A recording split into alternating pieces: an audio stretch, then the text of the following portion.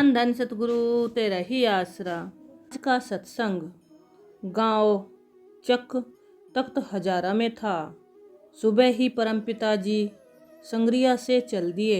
रास्ते में परमपिता जी एक स्थान पर रुके तो वहां पर एक ट्रैक्टर सवार को दर्शनों से निहाल कर दिया।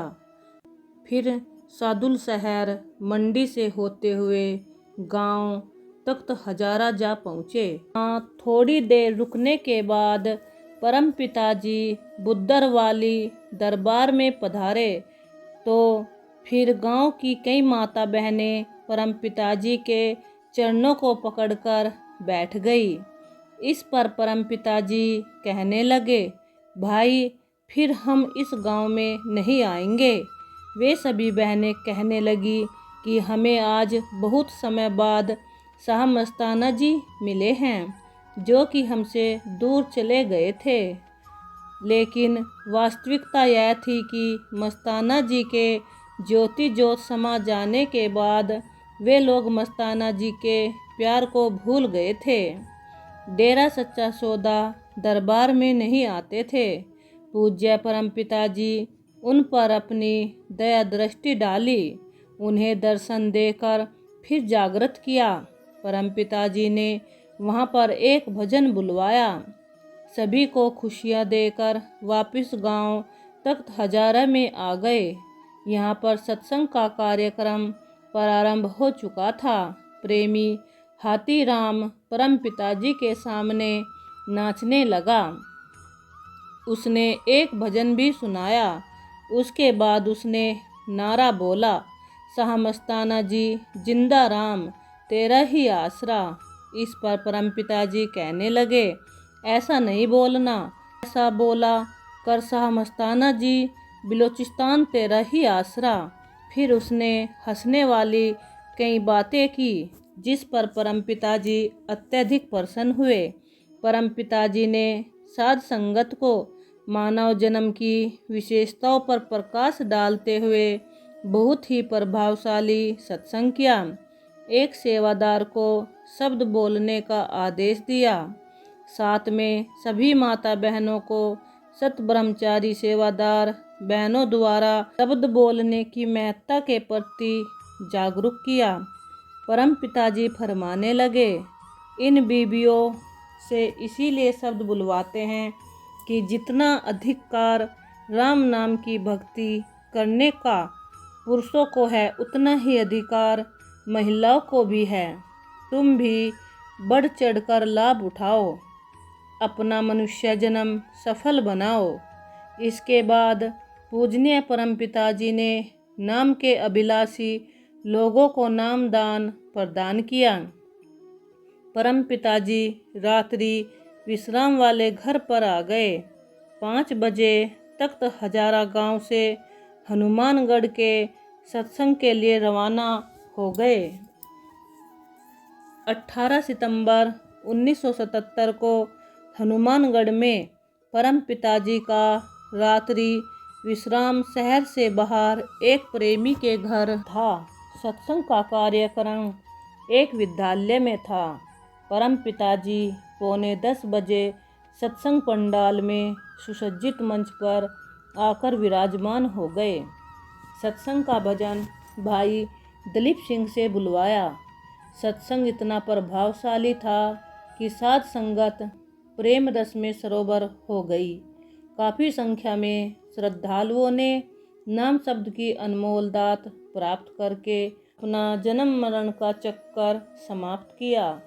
इसके बाद परम पिताजी अपनी गाड़ी में बैठकर रात्रि विश्राम वाले घर वापस आ गए। प्रातःकाल 7 बजे साध संगत को अपने पास बुलाकर दर्शन दिए। सभी को प्रसाद भी दिया। पूजनीय परम पिताजी पक्का सराहना गांव के सत्संग के लिए रवाना हो गए। रास्ते में हिरणा वाली व हाथियों वाली गांव से होते हुए जा रहे थे। चालक मोहन सिंह जी ने पगड़ी की बजाय सिर पर गोल परना बांधा हुआ था। इस पर परम पिताजी फरमाने लगे, मोहन सिंह कभी तो कुकिया की तरह पगड़ी बांध लेता, कभी पटियाले शाही, कभी जालंधरियों की तरह पगड़ी बांधता है, कभी टोपी पहन लेता है। ये तो गाड़ी खराब हो जाती है। परम पिताजी की ये हंसने वाली बातें सुनकर सारी भजन मंडली बहुत हंसी। थोड़ी देर में परम पिताजी गांव पक्का सहराना पहुंच गए। लगभग दिन के 12 बजे शहंशाह जी सत्संग पंडाल में सुसज्जित मंच पर जाकर विराजमान हो गए। साध संगत बहुत अधिक थी। परम पिताजी ने सत्संग में साध संगत को कई संत महात्माओं की वाणी को उदाहरणों द्वारा समझाया। वाणी की सरसता के कारण साध संगत ने अत्यंत ही श्रद्धा से सत्संग सुना। सत्संग समाप्ति के बाद काफ़ी लोगों ने नाम की अनमोल दात प्राप्त की। आज का सत्संग लालगढ़ छावनी में था, जो वहां से 16 से 17 किलोमीटर दूर है। जंडवाला गांव से होते हुए पूज्य परम पिताजी छावनी पहुँचे। वहाँ की साध संगत ने बहुत ही श्रद्धा प्रेम का उदाहरण प्रस्तुत किया। लोग चारों ओर हर घर में अत्यंत खुशियाँ उत्साह से परम पिताजी के दर्शन करने इंतजार में खड़े थे। जिस भी घर के आगे से गाड़ी निकलती, उस घर के समस्त प्राणी धन धन सतगुरु तेरा ही आसरा का नारा लगाने लग जाते। परम पिताजी की गाड़ी के पीछे पीछे गांव के चौधरी भाई भी अपने ट्रैक्टर पर सवार होकर आ गए। उन्होंने भी परम पिताजी के वहां पधारने की खुशी में नारा लगाया। गांव लालगढ़ का सारा वातावरण धन धन सतगुरु तेरा ही आसरा के नारों से गूंज रहा था। गांव से होते हुए शहंशाही गाड़ी रात्रि विश्राम वाले घर पर पहुंच गई। परम पिताजी गाड़ी से उतरकर ऊपर चौबारे में चले गए। साध संगत ने पिताजी के रात्रि विश्राम वाला चौबारा बहुत ही सुंदर ढंग से सजा रखा था। परम पिताजी ने ऊपर जाते ही साध संगत को अपने पास बुलाकर दर्शन दिए।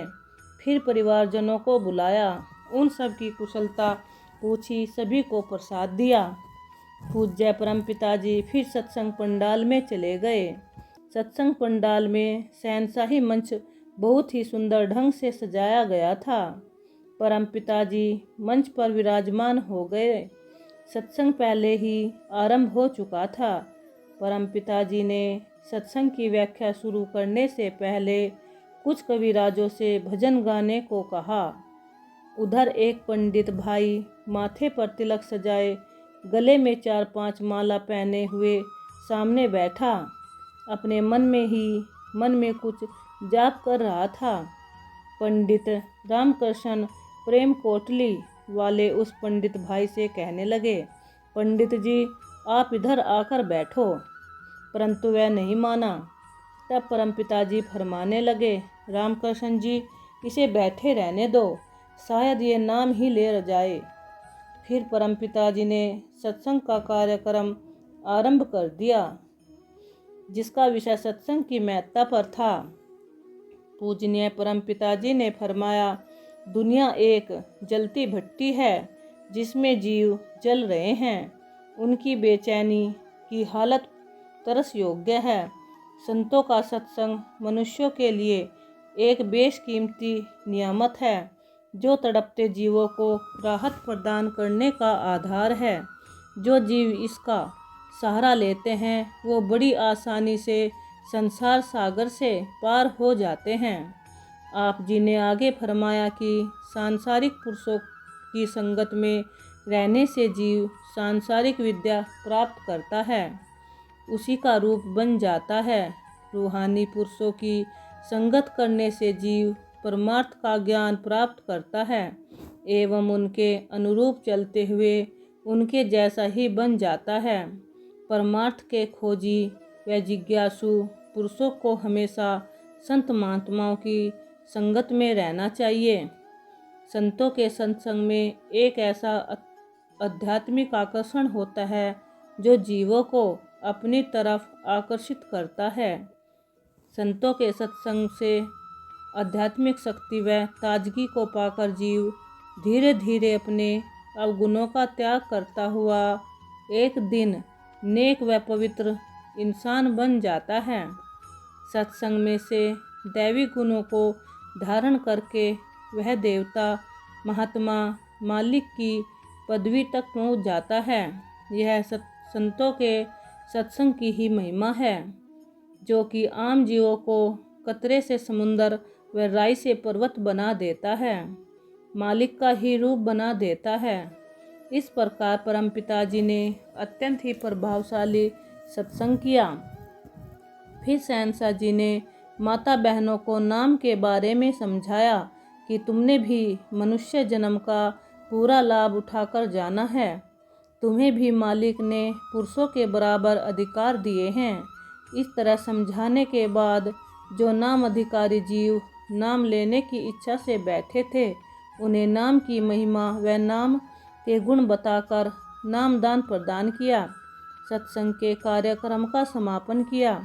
लालगढ़ छावनी में 600 जीवों ने नाम की अनमोल दात प्राप्त की, अपना मानव जन्म सफल किया। उसके बाद परमपिता जी रात्रि विश्राम वाले घर आ गए। वहाँ उनके सारे परिवार को अपने पास बुलाकर प्रसाद दिया। रात्रि 12 बजे श्री गंगानगर के लिए रवाना हो गए। रात्रि 1 बजे पिताजी पटवारी रणधीर सिंह के घर पहुँच गए।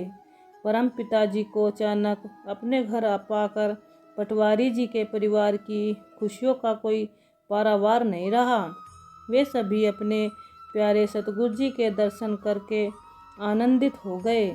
अगले दिन प्रातः साध संगत को दर्शन देकर पूजनीय पिताजी ने अबोहर से मलोट व डबवाली होते हुए श्री जलालाना साहिब मौज मस्तपूरा धाम पवित्र चरण डाले। वहाँ दरबार में 6-7 कमरे नए बने थे। परम पिताजी ने उन कमरों का निरीक्षण किया, फिर साध संगत को प्रसाद दिया।